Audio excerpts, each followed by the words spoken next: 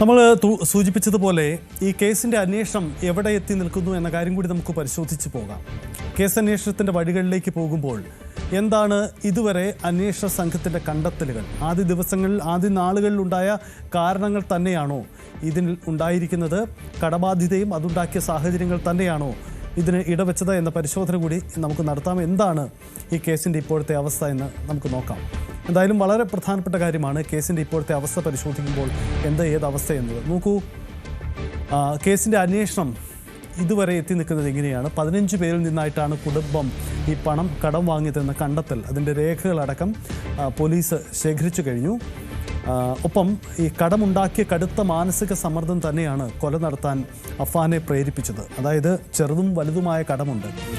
താരതമ്യേന 25 ലക്ഷമാണ് കുടുംബത്തിന് ബാധ്യത വീട്ടാൻ കഴിയുന്നൊരു കടമാണെങ്കിൽ കൂടിയും ആ കടം ഈ ഓൺലൈൻ ബാങ്കുകളിൽ നിന്നും മറ്റും എടുത്ത കടം കൊണ്ട് അത് കടുത്ത സമ്മർദ്ദമാണ്. അതായത് ഓരോ ദിവസവും വൻ തിരിച്ചടവ് വേണ്ടി വരും. ആ തിരിച്ചടവിന് വേണ്ടി ബന്ധുക്കളെ വീണ്ടും സമീപിക്കുന്നു. അങ്ങനെ അതുണ്ടാക്കുന്ന കടുത്ത പ്രതിസന്ധിയാണ് സാഹചര്യമുണ്ടായത്.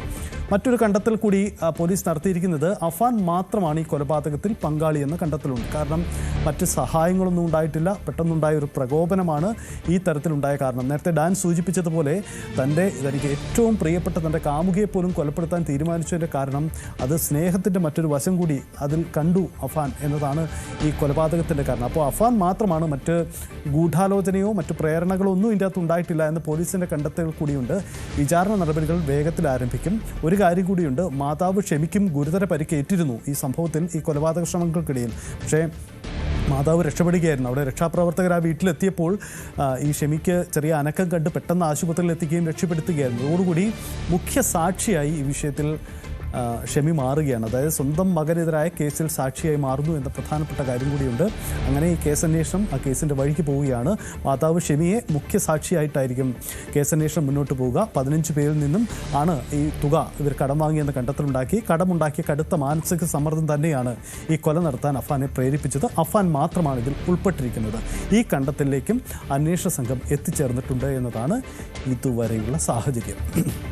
ഇനി നമുക്ക് ഒരിക്കൽ കൂടി പരിശോധിക്കാം, ഈ ഒരു നാട്ടിനെ നടുക്കിയ വെഞ്ഞാറമൂട് കൂട്ടക്കൊലയിൽ കൊല ചെയ്യപ്പെട്ടവർ ആരൊക്കെയാണ്, അവർ ഒപ്പം അതിൻ്റെ വഴി എന്തായിരുന്നു എന്ന കാര്യം കൂടി പരിശോധിക്കാം.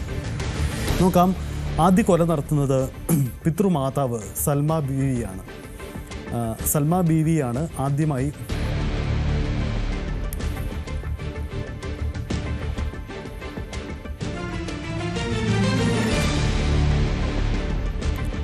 സൽമ ബീവിയാണ് ആദ്യമായി കൊല ചെയ്യപ്പെടുന്നത്. പിതൃമാതാവ് സൽമ ബീവിയാണ് ആദ്യമായി കൊല ചെയ്യപ്പെട്ട വ്യക്തി.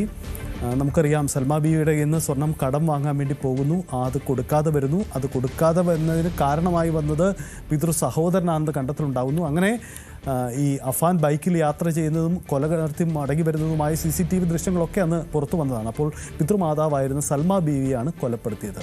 രണ്ടാമത് മറ്റൊരു കൊല നടത്തിയത് പിതൃ സഹോദരൻ ലത്തീഫാണ്. പിതൃ സഹോദരൻ ലത്തീഫിനെയും കൊലപ്പെടുത്തി. പിതൃ സഹോദരൻ ലത്തീഫിനെയാണ് കൊല നടത്തിയത്. മറ്റൊന്ന്, അടുത്തത് ലത്തീഫിൻ്റെ ഭാര്യ ഷാഹിദയെ കൊലപ്പെടുത്തി. ലത്തീഫിൻ്റെ ഭാര്യ ഷാഹിദയെ കൊലപ്പെടുത്തുന്നു. അടുത്തത് സഹോദരൻ അഫ്സാനാണ്. മറ്റൊന്ന് സഹോദരൻ അഫ്സാനാണ്. നമുക്കറിയാം, ഈ അഫ്സാൻ്റെ കൊലപാതകം ഏറ്റവും ക്രൂരമാണ്. ഈ തലയോട്ടി തുളച്ച് പോയി ചുറ്റിക കൊണ്ട് ഇടിച്ചു എന്നതാണ് അന്ന് നമുക്ക് വന്ന തെളിവുകളും വിശദീകരണങ്ങളും ഒക്കെ. അങ്ങനെ അഫ്സാൻ്റെ കൊലയുണ്ട്. മറ്റൊന്ന് പെൺസുഹൃത്ത് ഫർസാനെയാണ് കൊലപ്പെടുത്തിയ മറ്റൊരു വ്യക്തി എന്ന പ്രത്യേകതയുമുണ്ട്. ഇതാണ് ഈ മരണത്തിൽ കൊല ചെയ്യപ്പെട്ടവർ എന്നതാണ് സാഹചര്യം. ഇനി ഇതിൽ ഈ അപകടത്തിൽപ്പെട്ട ഇപ്പോഴുള്ള ഓരോരുത്തരും എവിടെയാണെന്നും കൂടി നോക്കാം. അഫാൻ, നമുക്കറിയാം, നേരത്തെ നമ്മൾ സൂചിപ്പിച്ചു, അഫാൻ പൂജപ്പുര സെൻട്രൽ ജയിലിൽ വിചാരണ തടവുകാരനാണ്. തടവിലിരിക്കെ 2 വട്ടം ആത്മഹത്യയ്ക്ക് ശ്രമിച്ചു അഫാൻ. അതിനുശേഷം 2ാം ശ്രമത്തിൽ അതീവ ഗുരുതരാവസ്ഥയിലായി മെഡിക്കൽ കോളേജിൽ ചികിത്സയിലായിരുന്നു.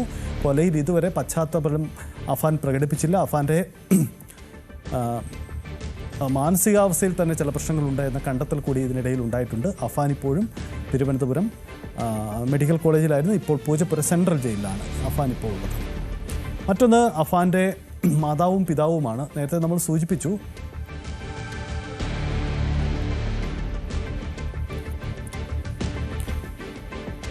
അഫാൻ്റെ മാതാവും പിതാവും, അതായത് അമ്മ ഷെമിയും ഒപ്പം പിതാവ് റഹീമും ഇപ്പോൾ നാട്ടിലില്ല. അവർ നാട്ടിൽ നിന്ന് മാറി കൊല്ലം ജില്ലയിലാണ് താമസിക്കുന്നത്. ഇടയ്ക്ക് വെഞ്ഞാറമൂട്ടിലെ അവർ വീട്ടിലെത്തി മടങ്ങും എന്നതാണ് സാഹചര്യം. ഇതാണിപ്പോൾ ഇപ്പോഴത്തെ ആ കുടുംബത്തിൻ്റെ അവസ്ഥ എന്ന കാര്യം കൂടിയുണ്ട്. ഡാൻ കുര്യൻ തുടരുന്നുണ്ട്. ഡാനിനോട് ഒരു കാര്യം കൂടി. ഡാൻ, നമുക്ക് മുന്നിൽ മുമ്പ് ഉണ്ടാവാത്ത അത്ര വലിയ ക്രൂരതയാണ് ഈ സംഭവത്തിൽ നടന്നിരിക്കുന്നത്.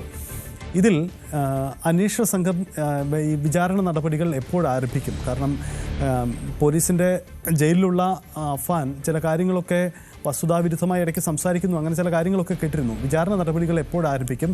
എപ്പോഴായിരിക്കും ഇതിൻ്റെ അടുത്ത നടപടിക്രമങ്ങളിലേക്ക് ഇനി കടക്കുക?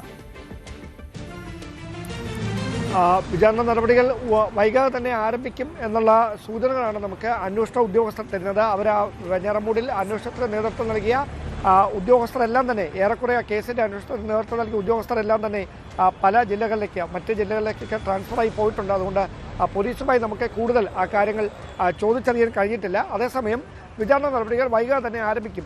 ഒരു വർഷം പൂർത്തിയാകുന്ന സാഹചര്യത്തിൽ ഇനി അതിന് കാലതാമസം ഉണ്ടാകില്ല എന്നാണ് അറിയാൻ കഴിയുന്നത്. നേരത്തെ സൂചിപ്പിച്ച പോലെ ഏതാണ്ട് 15 ബന്ധുക്കളിൽ നിന്നായി 16 ലക്ഷം രൂപ അഫാനും ആ കുടുംബം കടം ആയി വാങ്ങിയിട്ടുണ്ട്. ഭവന വായ്പയായി 17 ലക്ഷം രൂപയുണ്ട്. പേഴ്സണൽ ലോണായി 3 ലക്ഷം രൂപയുണ്ട്. 1.5 ലക്ഷത്തിൻ്റെ ബൈക്ക്. ഇങ്ങനെയായിരുന്നു ഈ ആകെ അഫാനും അഫാൻ്റെ ഉമ്മയ്ക്കുമൊക്കെ ഉണ്ടായിരുന്ന കടം. അത് ഒരുമിച്ച് വീട്ടാനായി, അതായത് സമ്മർദ്ദം പല ഭാഗത്തു നിന്ന് പലിശ അടയ്ക്കാനായും മുഴുവനായും കൊടുത്തു തീർക്കാനൊക്കെയായി പല ഭാഗത്തു നിന്ന് ഒരേ സമയം സമ്മർദ്ദമുണ്ടാകുകയും അങ്ങനെ ഒരു പണവും കൊടുക്കാൻ കഴിയാത്തൊരു നിസ്സഹായ അവസ്ഥയിലേക്ക് അഫാൻ എത്തുന്നു. തുടർച്ചയായി വീട്ടിലേക്ക് ഫോൺ കോളുകൾ വരുന്നു. അഫാനെ അന്വേഷിച്ച പണം കൊടുത്തവർ വരുന്നു. ബന്ധുക്കളുടെ ഭാഗത്തു നിന്നുള്ള തുടർച്ചയായ സമ്മർദ്ദമുണ്ടാകുന്നു. ഇങ്ങനെ എല്ലാം കൂടിയായി അഫാൻ ഒരു കടുത്ത മാനസിക സമ്മർദ്ദത്തിലാകുന്നു. ആദ്യം ഒരു കൂട്ട ആത്മഹത്യയെപ്പറ്റി ആ കുടുംബവുമായി സംസാരിക്കുന്നു. എന്നിട്ട് അതിൽ ഭയമുണ്ട് എന്ന് ഷെമി മറുപടി പറയുന്നു. അങ്ങനെയാണ് ഏറ്റവും ഒടുവിൽ ഈ ഒരു കൊടും ക്രൂരതയ്ക്ക് മനുഷ്യ മനസാക്ഷിയെ തന്നെ ഞെട്ടിച്ച, കേരളത്തെ മുഴുവൻ ഞെട്ടിച്ച ഈ കൂട്ടക്കൊലപാതകം എന്ന ഒരു ചിന്തയിലേക്ക് അഫാൻ്റെ മനസ്സ് പോകുന്നത്. അതിനുവേണ്ടി അഫാൻ കൃത്യമായ ആസൂത്രണമുണ്ടാക്കുന്നു. അതിൻ്റെ ഭാഗമായി ആദ്യം സൽമ ബീവിയെയും അതോടൊപ്പം പിതൃ സഹോദരനെയും ഭാര്യയും, തുടർന്ന് വീട്ടിലെത്തിയ ശേഷം ഉമ്മയെയും പിന്നീട് അനുജനെയും ഏറ്റവും ഒടുവിലായി കാമുകിയെയും ദാരുണമായി ഒരേ ദിവസം തന്നെ രാവിലെ 10 മണിക്ക്, അതായത് 2025 ഫെബ്രുവരി മാസം 24-ാം തീയതി രാവിലെ 10 മണിക്കും വൈകുന്നേരം 6 മണിക്കുമിടയിൽ 3 സ്ഥലങ്ങളിലായിട്ടാണ് ഈ ക്രൂരമായ കൊലപാതകങ്ങൾ നടക്കുന്നത്. തുടർന്ന് പോലീസ് സ്റ്റേഷനിൽ നേരിട്ട് വെഞ്ഞാറമൂട് സ്റ്റേഷനിലെത്തി ഞാൻ 5 കൊലപാതകങ്ങൾ നടത്തി എന്ന് പറയുന്നു. ഉദ്യോഗസ്ഥർ കണ്ണും തള്ളി നോക്കി നിൽക്കുകയാണ്. എന്താണ് ഈ പറയുന്നതെന്ന് ഓർത്ത്. ആദ്യം എന്തോ ഒരു മാനസിക തകരാറുള്ള ആൾ വന്ന് സംസാരിക്കുന്നതായിട്ട് തോന്നിയുള്ളൂ. കാരണം മുഖത്ത് മറ്റ് ഭാവവ്യത്യാസങ്ങളൊന്നുമില്ല. പിന്നീട് ഞാൻ ഗ്യാസ് തുറന്നു വിട്ടിട്ടുണ്ട് എന്ന് അഫാൻ പറഞ്ഞ ഒരു വാചകമാണ് അന്വേഷണ ഉദ്യോഗസ്ഥരെ, വെഞ്ഞാറമൂട് പോലീസിനെ തിടുക്കത്തിൽ അത് അന്വേഷിക്കുക എന്നൊരു നീക്കത്തിലേക്ക് നടത്തിയത്. അങ്ങനെ പാഞ്ഞെത്തുന്നു പേരമലയിലെ ഈ വീട്ടിലേക്ക് വെഞ്ഞാറമൂട് പോലീസ് സംഘം. വൈകുന്നേരം 7 മണിയോടെ അവർ ആ വീട്ടിനടുത്തേക്ക് എത്തുമ്പോൾ അവിടെ ഗ്യാസിൻ്റെ മണം പുറത്തേക്ക് മുഴുവൻ വ്യാപിച്ചിട്ടുണ്ട്. പാചകവാതം തുറന്നു വിട്ടിരിക്കുകയാണ്. അപ്പോഴവർ ഉറപ്പിക്കുന്നു അഫാൻ പറഞ്ഞ മുഴുവൻ സത്യമാണെന്ന്. ഉടൻ തന്നെ പേരമലയിലെ ഈ സൽമ ബീവിയുടെ വീട്ടിലേക്ക്, പിതൃ സഹോദരൻ്റെ വീട്ടിലേക്കൊക്കെ പോലീസ് സംഘം 3ആയി പാഞ്ഞെത്തുന്നു. 3 സ്ഥലങ്ങളിലും വാതിലുകൾ തുറന്നിട്ടിട്ടുണ്ട്. അകത്ത് കയറി നോക്കുമ്പോൾ ക്രൂരമായ തരത്തിൽ കൊല ചെയ്ത മൃതദേഹങ്ങൾ രക്തത്തിൽ കുളിച്ച് കിടക്കുകയാണ്. ഈ കാഴ്ചയാണ് അതിന് നേതൃത്വം നൽകിയ, അന്വേഷണത്തിന് നേതൃത്വം നൽകിയ ആറ്റിങ്ങൽ DYSP മഞ്ജുലാൽ ഉൾപ്പെടെയുള്ള ഉദ്യോഗസ്ഥർ അന്ന് ഞെട്ടലോടെയാണ് കാര്യങ്ങളൊക്കെ നമ്മളോട് വിവരിച്ചത്. കാരണം ഒരുപാട് കൊലപാതകങ്ങളുമായി ബന്ധപ്പെട്ട അന്വേഷണവും അതുമായി ബന്ധപ്പെട്ട നടപടികളുമൊക്കെ ഉദ്യോഗസ്ഥർ നടത്തിയിട്ടുണ്ടെങ്കിൽ ഇങ്ങനെയൊന്ന് ഇതിനു മുമ്പ് ഉണ്ടായിട്ടില്ല എന്ന കൃത്യമായ തരത്തിലാണ് അവർ അതുമായി ബന്ധപ്പെട്ട കാര്യങ്ങൾ വിശദീകരിച്ചത്. പിന്നീട് ആദ്യഘട്ടത്തിലൊക്കെ താനും ആത്മഹത്യ ചെയ്യുമെന്ന് മാത്രമാണ് ഈ ചോദ്യം ചെയ്യലിനും ഇടയിലും അല്ലെങ്കിൽ പിന്നീട് കാര്യങ്ങൾ ചോദിച്ചറിയാൻ ശ്രമിച്ചപ്പോഴൊക്കെ ഉദ്യോഗസ്ഥരുടെ അഫാൻ പറഞ്ഞുകൊണ്ടിരുന്നത്. അതിനിടയിലാണ് ആദ്യം ഒരു തവണ ആത്മഹത്യാ ശ്രമം നടത്തുന്നു, പിന്നീട് ജയിലിൽ കർശന നിരീക്ഷണത്തിലാക്കുന്നു. അതിനിടയിൽ വീണ്ടും ആത്മഹത്യാ ശ്രമം നടത്തി. ഒരുപക്ഷെ അഫാൻ മരണപ്പെടുമോ എന്ന തരത്തിലേക്ക് വരെ കാര്യങ്ങൾ എത്തി. കാരണം അത്തരത്തിൽ ഗുരുതരമായ പരിക്ക് കഴുത്തിനേൽക്കുന്നു ആ ആത്മഹത്യാ ശ്രമത്തിൽ. അങ്ങനെ ആഴ്ചകളോളം മെഡിക്കൽ കോളേജ് ആശുപത്രിയിൽ തീവ്രപരിചരണ വിഭാഗത്തിൽ വെന്റിലേറ്ററിലൊക്കെ ചികിത്സയിൽ തുടർന്ന ശേഷമാണ് പൂജപ്പുരയിലേക്ക് പിന്നീട് മാറ്റിയതും. അവിടെ വെച്ചാണ് മാനസിക നില തകരാറിലായ അഫാന് ചികിത്സ ഉറപ്പുവരുത്തുന്നതിൻ്റെ ഭാഗമായി കൗൺസിലർമാരുടെയും ഡോക്ടർമാരുടെയും ഒക്കെ സഹായം നൽകുന്നത് അവരാണ്. ആ ഡോക്ടർമാരാണ് ഈ ഉമ്മയെയും ബാപ്പയെയും അഫാനെയും തമ്മിൽ നേരിൽ കാണിക്കുന്ന തരത്തിലേക്ക് എത്തിയത്. അപ്പോഴാണ് കൂടുതൽ ഒരു മാനസിക സംഘർഷം അഫാൻ ഉണ്ടാകുന്നു. അഫാൻ ഈ കാര്യങ്ങൾ അവരോട് പങ്കുവെക്കുന്നു. പിന്നീടാണ് ഉമ്മയെ കാണുമ്പോൾ ഫർസാന എവിടെ, അനിയൻ എവിടെ എന്ന കാര്യം അവസാനമായി 3 മാസം മുമ്പ് കണ്ടപ്പോഴും ചോദിച്ചത് എന്നാണ് ഷെമി നമ്മളോട് ഇന്ന് രാവിലെ പറഞ്ഞിരിക്കുന്നത്. എന്തായാലും ആ കുടുംബം ചിന്നിച്ചെതറി പോകുന്ന ഒരു സാഹചര്യത്തിലേക്ക് പോകുന്നു. അവർ എല്ലാം നഷ്ടപ്പെട്ട അവസ്ഥയിൽ നിന്ന് ഓരോന്നായി തിരിച്ചു പിടിക്കാനുള്ള ശ്രമത്തിലാണ് അബ്ദുൾ റഹീമും അതോടൊപ്പം അദ്ദേഹത്തിൻ്റെ അവശയായ ഭാര്യ ഷെമിയും. അതിൻ്റെ ഭാഗമായാണ് അവർ ഇപ്പോൾ ഒരു പച്ചക്കറി വ്യാപാരം നടത്തുന്നത്. നമുക്കറിയാം, ഈ സംഭവം വാർത്തകളിൽ നിറഞ്ഞ സമയത്ത് ഒരുപാട് സഹായ വാഗ്ദാനങ്ങളുമായി ഒരുപാട് പേർ അവരുടെ മുമ്പിലേക്ക് എത്തി. പക്ഷേ അതൊന്നും പാഴ്വാക്കുകൾ മാത്രമായി പോയി എന്നുള്ള വിവരങ്ങളാണ് ആ കുടുംബവുമായി അടുത്ത സുഹൃത്തുക്കളടക്കം നമ്മളോടിപ്പോൾ പങ്കുവെക്കുന്നത്. ഡാൻ സൂചിപ്പിച്ചതാണ് ആ ചിത്രം. അതായത് വെഞ്ഞാറമൂട് കൂട്ടക്കൊല എന്ന ഒരു വലിയ ദുരന്തം, കേരളം മുഴുവൻ ഞെട്ടിച്ച ആ വലിയൊരു ദുരന്തത്തിൻ്റെ സാഹചര്യം, ഇപ്പോഴത്തെ സാഹചര്യമാണ്. ഈ മാസം 24-ന് 1 വർഷം പൂർത്തിയാവുകയാണ് ആ ദുരന്തം നടന്നിട്ട്. കൂടുതൽ വാർത്തകൾക്ക് News 18 Keralam YouTube channel subscribe ചെയ്യുക.